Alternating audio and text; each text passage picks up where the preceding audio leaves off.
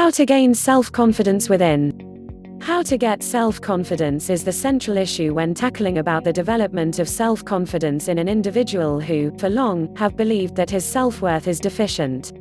It goes without saying that those confident individuals can bear themselves better than those who have lower sense of the self. They are the achievers, the people in the limelight and the center of the society.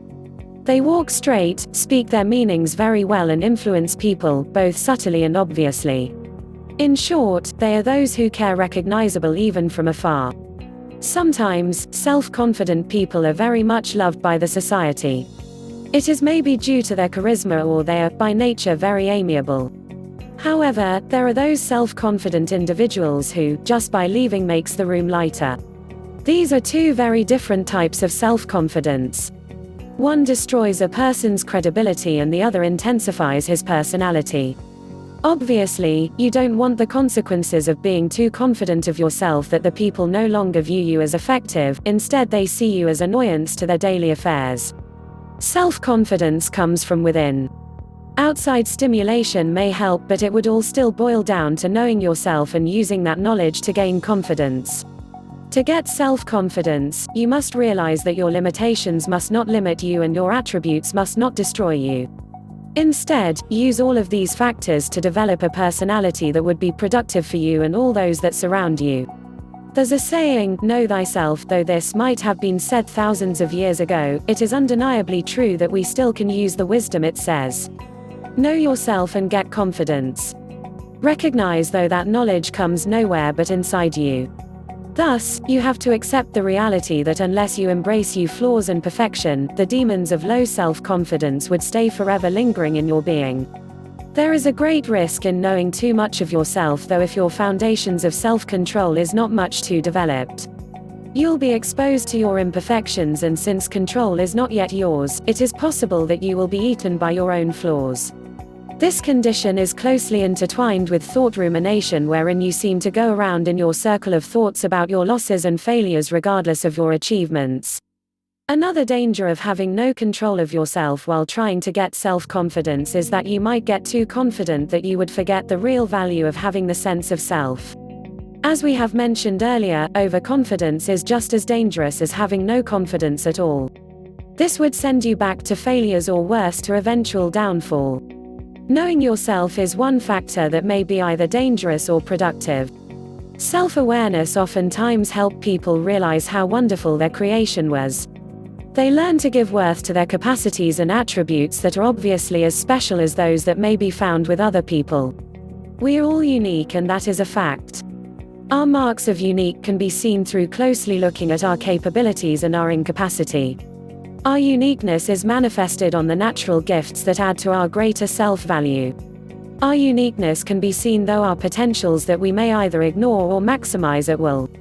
All these are truths that would stay hidden to you unless you have learned to contemplate on your being and be aware of who you truly are. Man seems to have found many excuses that eventually help him develop insecurities. The sad truth, though, is that self-confidence is often hard to be achieved, and whenever it passes us by, we try to suppress it. We treat ourselves severely while giving regards for other people. We laugh at our own mistakes while contemplating on how stupid we have become. We hate to see ourselves commit errors. We believe that other people can perform better than we can. We say to ourselves that we are ugly and incapable of doing things. The irony, though, is that people think otherwise. They view us as wonderful people who are worth admiration. It is obvious that low self-confidence can hinder us from our growth. It will always pull us down into the realms of mediocre life and dullness. It will make ways so that we would fit in the gaps of the non-achievers, the humiliated and the lowly people. There is no such world, but because men tend not to listen to the voices that encourage them to believe in themselves, this world came forth to life. The thing, though, is that experience and time are often good teachers, if we truly take them as such. We will live with ourselves for as long as we live with them. Our self will accompany us through the course of our life. Somehow, we would learn to live with it. To love it and to accept the truth that many things about it do change and develop. It may not be out of our chronological age that we would mature, but the fact is, we would still mature regardless of the time we would take. Sometimes, development comes out naturally. Sometimes, we would need effective stimulation. Self-confidence roots down from these two.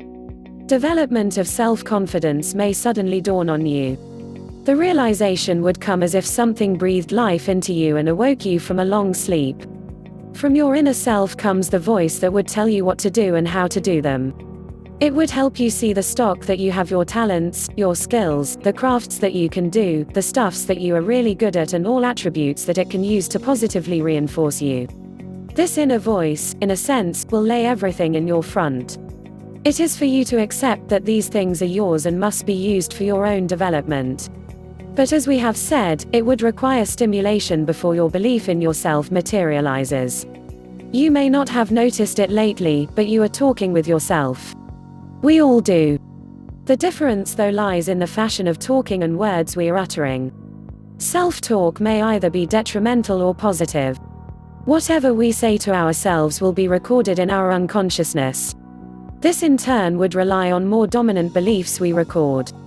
Thus, we frequently assert that we're worth nothing, or that we are the ugliest person or the most ill-performing.